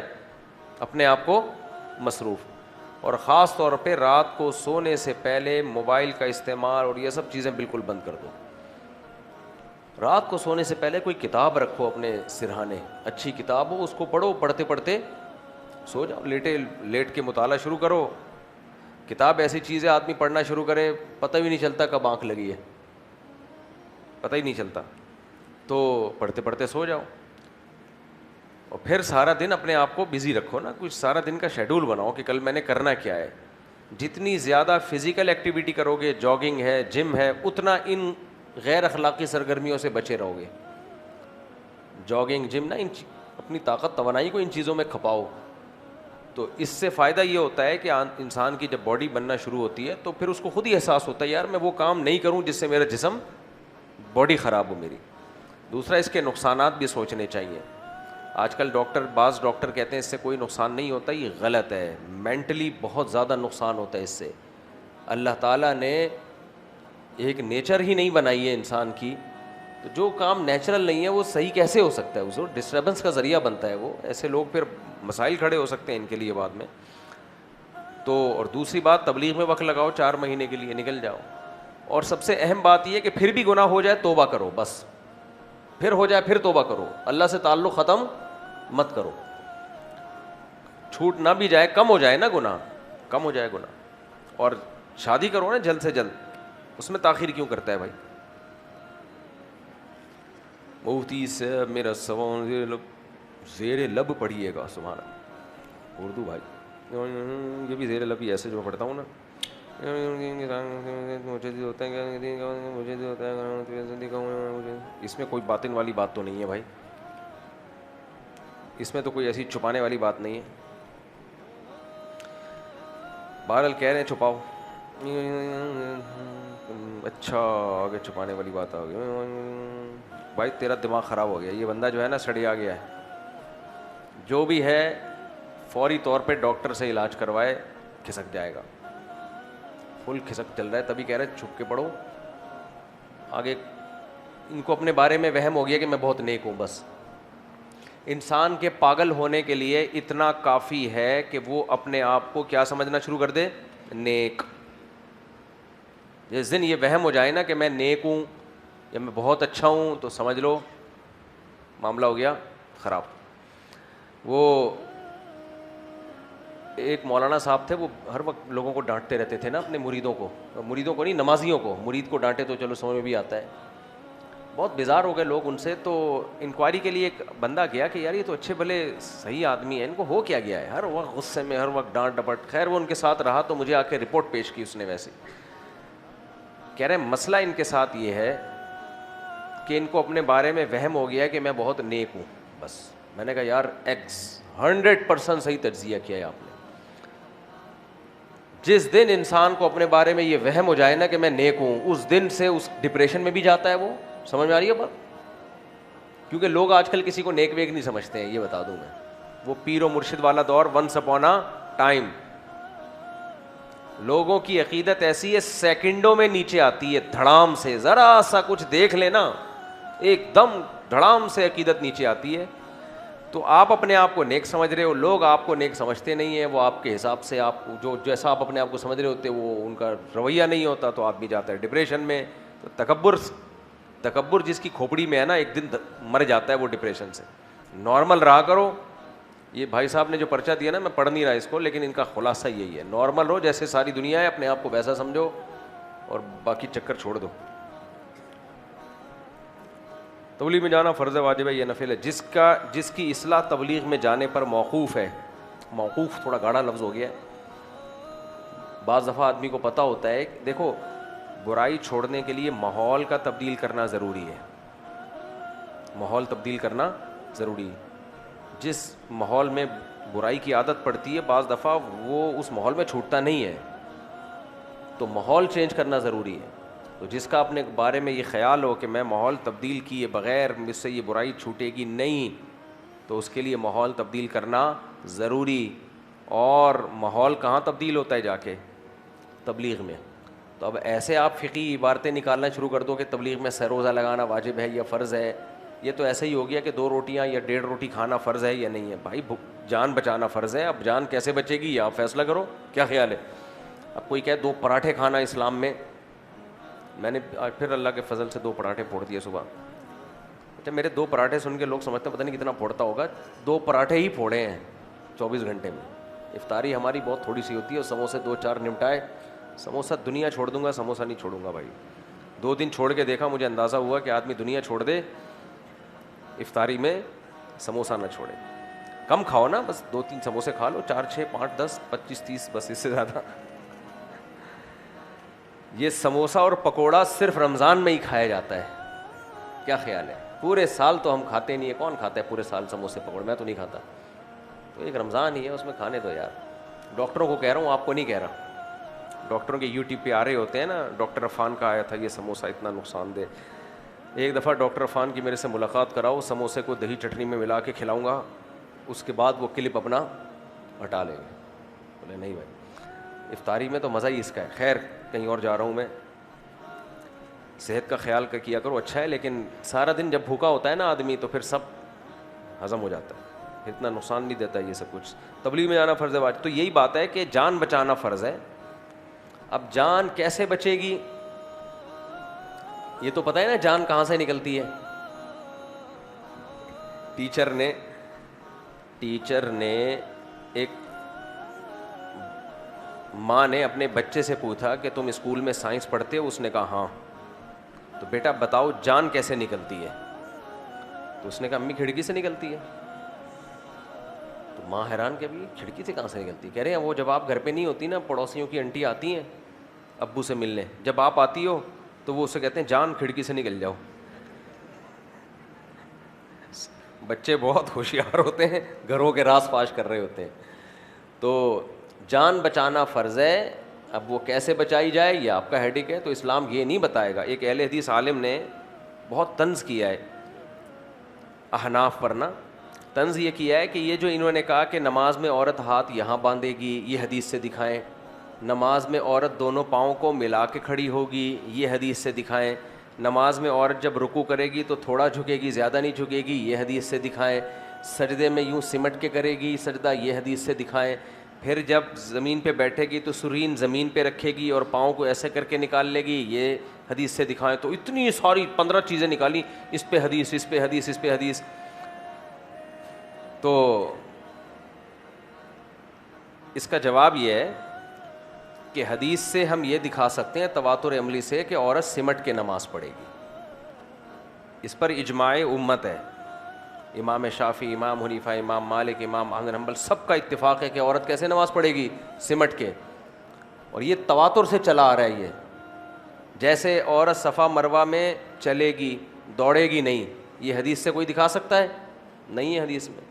یہ تواتر سے. حضرت عائشہ کی ایک روایت ہے, وہ ضعیف ہے, وہ بھی ان کا اپنا قول ہے, نبی کی حدیث نہیں ہے. حضرت عائشہ کا قول ہے کہ ایسے کرو, لیکن وہ بھی سند ثابت نہیں ہے. تو تواتر سے امت میں ایک عمل چلا آ رہا ہے کہ عورت صفا مروہ میں چلے گی, دوڑے گی نہیں. عورت رمل نہیں کرے گی, جو پہلے 3 چکر میں ہم سینہ تان کے چلتے ہیں, یہ نہیں ہوگا. عورت لبیک آہستہ کہے گی. سمجھ میں آ رہی ہے بات؟ تو ایسے ہی تواتر سے چلا آ رہا ہے کہ عورتیں سمٹ کے نماز پڑھیں گی. تو سمٹ کے نماز پڑھنا یہ تواتر عملی سے ثابت ہے, اسلاف سے ثابت ہے, چاروں ائمہ کے اتفاق سے ثابت ہے. ہاں اب سمٹنا کیسے ہے اس کی ہر فقیہ نے اپنی اپنی تشریح کی ہے. بعض لوگوں کو ایسے لگا کہ ایسا کھڑے ہونے میں سمٹنے کا عمل زیادہ ہے تو انہوں نے کہا ایسے ہاتھ باندھے گی. بعض نے کہا گھٹنے ملائے تو اس میں سمٹنے کا عمل زیادہ ہے. تو اب اس پہ حدیث تک کا مطالبہ کرنا یہ کم علمی کی بات ہے. تو مدعی کے ذمے تو یہ ہوتا ہے کہ جو اصل مدعا ہے وہ ثابت کر دے. تو فقہا نے اپنے حساب سے لکھ دیا کہ بھئی پاؤں ملائے گی, اس میں سمٹنے کا عمل زیادہ ہے. آپ کا خیال ہے کہ نہیں ہے تو نہیں ملاؤ آپ, تو آپ کے پاس بھی تو کوئی دلیل نہیں ہے اس پہ. تو یہ جو اس طرح کے مطالبے ہیں نا, اس پہ بھی حدیث, اس پہ بھی حدیث, اس لیے کم علمی اور جہالت کی بات ہوتی ہے. اس طرح کی باتیں اہل علم پہ سوٹ نہیں کرتی ہیں. تو میں یہ واقعہ کس پہ سنا رہا تھا؟ ہاں, تو تبلیغ میں نکلنا واجب ہے, فرض ہے. یہ ٹیکنیکل بحث چھوڑ دو. اپنی اصلاح کرنا فرض ہے اور دین کو دنیا میں غالب کرنا فرض ہے. اب یہ اس کا آپ کے لیے سوٹیبل طریقہ کیا ہے یہ آپ خود فیصلہ کرو. سمجھتے ہو؟ عام عوام کے لیے تو تبلیغ سے بہتر کوئی راستہ ہے نہیں. لوگوں کی زندگیاں تبدیل ہو گئی ہیں بھائی. ہم بھی تو سیروزے کی جماعت آئی ہوئی تھی ہماری مسجد میں, تو انہی کی برکت سے میں بھی دین کی طرف آیا ہوں. دین کی طرف تو ٹوٹے پھوٹے تو ہم پہلے بھی تھے, یعنی پورا علم دین کی طرف. اچھا بھائی میرے بھائی, یار روزے میں ہم سے تو بالکل مزہ نہیں آیا. روزے میں جو ہے نا بیان بہت مشکل چیز ہے. تم اسی کام کے لیے بیٹھے ہوئے ہو نا. دیر سے آنے پر آگے سب سے پہلی صف میں جانا, وہی کس وہی حدیث میں بیان کر دیں. حدیث میں آتا ہے کہ نبی صلی اللہ علیہ وسلم نے منع کیا ہے جمعے کے دن دیر سے آ کے لوگوں کی گردنیں پھلانگ کے آگے جاؤ. اگر آگے صفوں میں جگہ خالی بھی ہے نا تو گردنیں نہ پھلانگے, لوگوں سے ایکسکیوز کر لیں, کائنڈلی تھوڑا سا فاصلہ, تھوڑا سی جگہ دے دیں تو ان کے بیچ میں سے گزر کے چلے جائیں. گردنیں پھلانگنا لوگوں کی یہ بہت برا عمل ہے. اور کوئی سوال یہاں سے کسی کا ہو؟ السلام علیکم مفتی صاحب. میرا سوال ہے کرپٹو کرنسی کے ریلیٹڈ. آج کل لوگ ہمارے اپنی کمیونٹی میں جو ہے نا بہت سارے کوائن کو پروموٹ کر رہے ہیں. کرپٹو کرنسی میں بیٹا 20 دفعہ بتا چکا ہوں کہ کرپٹو کرنسی سے ایوائڈ کریں. سوری میں آپ کی بات ٹوک رہا ہوں. کسی ایک خاص کوائن کو پروموٹ کرنا, اس کے اوپر آرٹیکل وغیرہ پوری کا ہی ہے حکم ہے. یہ ناجائز ہے؟ جائز نہیں, ناجائز تو نہیں کہتے, احتیاط کرتے ہیں علماء کسی چیز کو حرام کہنے میں, لیکن یہ شریعت کے مزاج سے میچ نہیں کرتی. مفتی صاحب کچھ میرے کزنز ہیں جو یہاں پہ آئے ہوئے بیان سن رہے ہیں آپ کا, وہ بھی یہی کام کر رہے ہیں. میں نے حالانکہ ان کو منع کیا اس کام کرنے سے, لیکن بس ایک دفعہ منع کر دیا کافی ہے, پیچھے نہ پڑے کسی کے. آپ بھی منع کر دیں گے تو بہتر ہو جائے گا. ان کی کر دیا میں نے, پیچھے نہ پڑے کسی کے. میرے سوال 3 تھے ویسے. پہلا سوال یہ ہے کہ جن گانوں کے پیچھے بیک گراؤنڈ میوزک نہیں ہوتا, صرف مائک پر گانے گائے ہوئے ہوتے ہیں, بیک گراؤنڈ کا جو میوزک ہے نا وہ میوزک نہیں ہوتا اصل میں, وہ وہاں ہوئی آوازیں چل رہی ہوتی ہیں, وہ تھوڑا سا افیکٹ پیدا کرنے کے لیے اس کی گنجائش ہے بھائی. اب اس دور میں لوگ نائٹ کلبوں میں تھرک رہے ہیں اور آپ اتنی پابندیاں لگائیں کہ وہ بیک گراؤنڈ میں جو سلو موشن میں وہ چل رہا ہوتا ہے وہ بھی نہ ہو. بیک گراؤنڈ کے جو میوزک ہوتے ہیں نا وہ میوزک نہیں ہوتے, وہ والا میوزک نہ ہو ٹھشٹن ٹھشٹن والا, بالکل مائیکل جیکسن لگا دیا پتہ چلا آپ نے. ایک ساؤنڈ پیچھے بھرا جاتا ہے تاکہ اس میں تھوڑا سا ایک اثر ڈالا جائے, تو اس کی گنجائش ہے. جی اس زمانے میں گنجائشوں پہ بھی عمل کر لو تو انشاءاللہ جنت میں چلے جاؤ گے. لوگ حرام کاریوں میں لگے ہوئے ہیں, شرابیں پی رہے ہیں, زنا کر رہے ہیں, تو گنجائشوں پر عمل کر لو تو بھی غنیمت ہے. ایک نائٹ کلب میں جا کے میوزک کی دھنوں پہ ناچ رہا ہے اور ایک صرف نیوز ہے اس کے پیچھے, تھوڑا سا بہت فرق ہے بھائی دونوں میں. جی السلام علیکم. وعلیکم السلام. خیریت سے آپ؟ طبیعت ٹھیک ہے؟ دعائیں آپ کی. ماشاء اللہ. میرا نام مدثر ہے جی, فیصل آباد سے جماعت میں چل رہا ہوں. تو ماشاء اللہ آپ کی باتیں سنی, آپ کے لیے نا میں ایک شعر اگر آپ ارشاد. تنقید نہ تکرار بڑی دیر سے چپ ہیں, حیرت ہے میرے یار بڑی دیر سے چپ ہیں. تنقید نہ تکرار بڑی دیر سے چپ ہیں, حیرت ہے میرے یار بڑی دیر سے چپ ہیں. گونگوں کو تکلم کے مواقع ہیں میسر, ہم ماہر گفتار بڑی دیر سے چپ ہیں. ابھی تو بولے آپ, لیکن ماشاء آپ کا اپنا شعر ہے نا؟ عبداللہ بھائی تھے. عبداللہ بھائی. عبداللہ بھائی کس کے ہیں؟ شعر عبداللہ بھائی کا ہے, لیکن عبداللہ بھائی کس کے ہیں؟ اپنے باپ کے. کوئی شاعر ہیں؟ جی جی. اچھا ماشاء اللہ ماشاء اللہ. چلو عبداللہ بھائی کو وہ بھائی پہلے ادھر, وہ پہلے سے کھڑے ہوئے. سیاسی سوال نہ پوچھیں یار, یہ بہت لمبی بحث ہو جاتی ہے.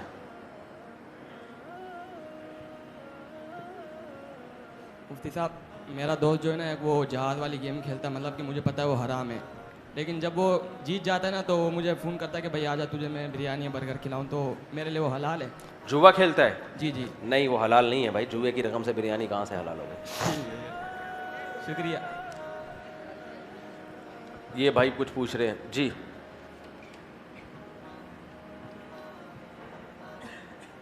صاحب یہ خواتین کے حوالے سے نا اعتکاف کا تھوڑا سا وضاحت کر دیں. خواتین کا اعتکاف گھروں میں ہے, مسجدوں میں نہیں ہے. مدرسے میں کر سکتی ہیں؟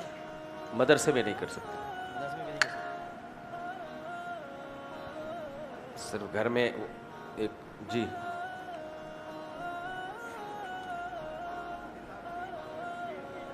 اوے بھائی شعر و شاعری شروع ہو گئی ہے.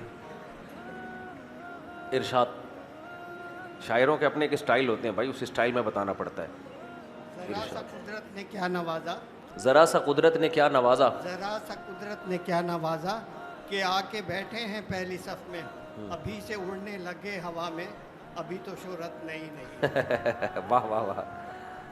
ابھی سے اڑنے لگے ہوا میں, ابھی تو شہرت نہیں ہے. صحیح. یہ جو جنہوں نے پہلا سوال پوچھا تھا نا, یہ ان پہ شعر ہے. یہ آپ کا شعر ہے؟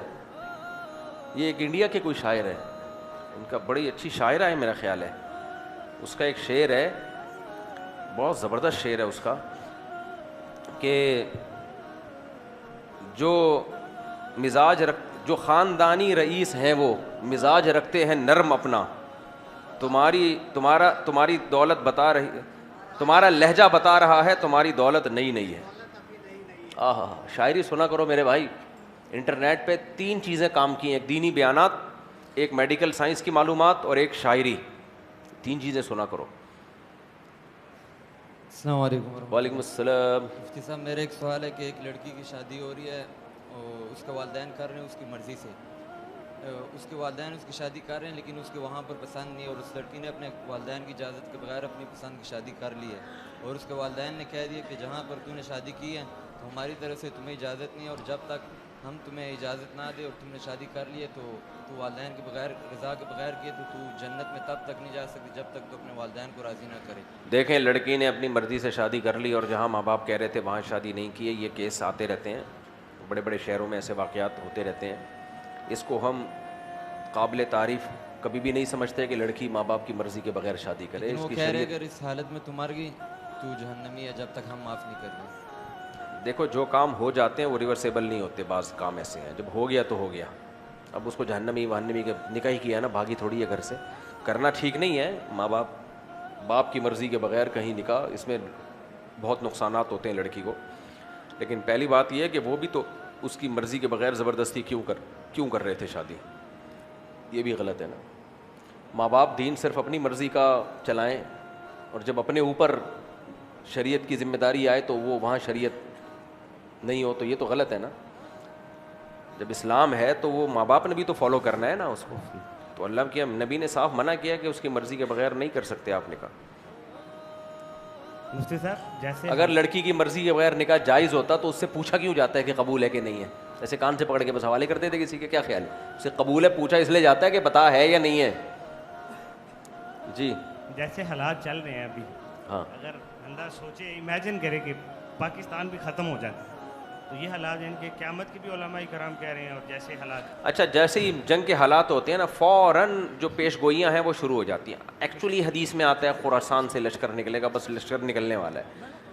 دجال کے بارے میں حدیث ہے, امام مہدی کا تو آ ہی گئے ہیں. بس بھائی حدیث پر ایمان لانا ضروری ہے. دجال بھی آئے گا, امام مہدی بھی آئیں گے. کب آئیں گے اس کی ڈیٹ نہیں بتائی گئی ہے. ہم نے فیصلہ گراؤنڈ ریئلٹی کو دیکھ کے کرنا ہے کہ حالات چل کیا رہے ہیں. سمجھ میں آ رہی ہے بات؟ جو حالات چل رہے ہیں اس کو دیکھ کے فیصلہ کرنا ہے. حالات فی الحال یہ چل رہے ہیں کہ ایران کمزور ہو گیا تو وہاں آ کے دشمن لوگ بیٹھ جائیں گے اور پاکستان بھی کمزور ہوگا, اور اس سے جو غزہ کے لوگ ہیں نا ان کی حالت اور خراب ہو سکتی ہے. تو اس لیے یہ اچھا نہیں ہو رہا جو بھی ہو رہا. حالات کے مد نظر یہ بھی باقی یہ کہ اگر پاکستان کو انشاءاللہ کچھ ہوگا اس لیے نہیں کہ ایٹمی طاقت ہے. ویسے تو اللہ کی مدد ہے نا, اس ایٹمی طاقت بھی اسی وجہ سے کہ اللہ کی مدد ہے. تو ایٹمی طاقت ہونے کا فائدہ یہ ہوتا ہے کہ کوئی بھی ملک آپ کو اندر سے تو بغاوتیں کرائے گا. تو کبھی وہ دیکھتے ہیں کہ ان کا بھی فی الحال ہاٹ ٹاپک چل کیا رہا ہے, ان کو اس پہ لے کر آؤ, کسی طریقے سے سیٹ کرو. تو وہ اندر سے تو بغاوتیں کروائیں گے. افغانستان کو کہا ہوا ہے ان کو اندر سے جا کے, انڈیا کو بول دیا ادھر سے یوں کرو ویسے کرو ویسے کرو. تو یہاں یہ سب کچھ تو چلے گا, لیکن ایسا نہیں ہو سکتا کہ وہ آ کے پورا ڈسٹرائے کر دیں. کیونکہ جب مرتا ہے نا آدمی تو مرتا کیا نہ کرتا. تو بم چلا, کوریا دیکھو, جو کوریا ہے کتنا بدماش ملک ہے. پاکستان تو سب سے بنا کے چلتا ہے, سب سے بنا کے چلتا ہے, کسی سے جنگ نہیں چاہتا. کوریا تو دنیا کا بدماش ترین کنٹری ہے, پھر بھی آپ دیکھو کوئی بھی نہیں اس کا کچھ بگاڑ سکتا کیونکہ اس کے پاس کیا ہے, بم. تو اس لیے پاکستان صحیح ٹائم پہ ایٹمی طاقت بن گیا تھا. اگر نہ بنا ہوتا تو اب دنیا نے بننے نہیں دینا تھا. تو اب وہ یہی کریں گے, سیاسی اختلافات اور آپ کے یہاں جو بلوچستان میں جو کچھ ہو رہا ہے ان کو دبا کے پیسہ دیا جا رہا ہے, تو یہ منجن بکیں گے. تو جو یہ منجن میں آ گیا وہ گیا, بیڑا غرق ہو گیا اس کا. جو نہیں مانتا ان منجنوں کو بولتا ہے بھائی ہمارا کنٹری ہے, ہماری فوج ہے. جرنیل تو آتے جاتے رہتے ہیں, اچھے بھی ہوں گے برے بھی ہوں گے, لیکن فوج تو فوج ہے نا بھائی. میں تو جنگ کے دنوں میں جتنے آرمی میں دوست جان پہچان خود فون کر کے ان کا حوصلے بڑھاتا ہوں. میں ان کو توقع نہیں ہوتی, خود فون کرتا ہوں, حوصلے بڑھاتا ہوں ان کے کہ ہم آپ کے ساتھ ہیں. اتنا خوش ہو جاتے ہیں, ان کا دل بڑھ جاتا ہے. تو یہ کرنے کا کام ہے. ان حالات میں دوسری شادی کرنی چاہیے یا نہیں؟ ان حالات میں شادیوں کی اہمیت پہلے سے بھی زیادہ بڑھ گئی ہے, کیونکہ جب آپ شادی کرو گے تو بچے پیدا ہوں گے, جوانوں کا ریشو بڑھے گا, تو لڑنے والے